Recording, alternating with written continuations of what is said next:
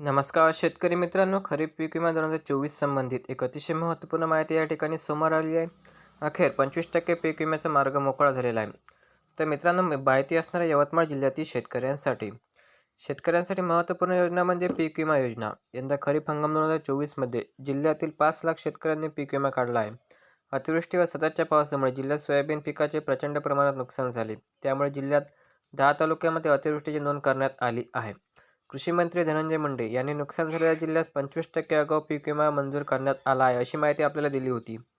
त्यामुळे जिल्ह्यातील शेतकऱ्यांच्या खात्यामध्ये 25% पीक विमा कधी जमा होणार याकडे शेतकऱ्यांचे लक्ष लागले आहे. त्यामुळे लवकरात लवकर पीक विमा शेतकऱ्यांच्या बँक खात्यात जमा करावा, अशी मागणी शेतकऱ्यांच्या वतीने होत आहे. तर मित्रांनो, जसे की आपल्याला माहितीच आहे, यवतमाळ जिल्ह्यामध्ये पीक विमा हा बऱ्याचशा शेतकऱ्यांनी काढलेला आहे.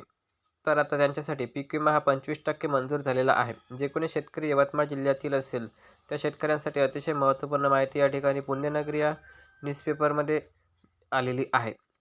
असेच पीक विमा नुकसान भरपाई संदर्भात व्हिडिओ जाणून घेण्यासाठी चॅनलला सबस्क्राईब करायला विसरू नका आणि आपले काही प्रश्न असतील तर आम्हाला कमेंट करून विचारू शकता.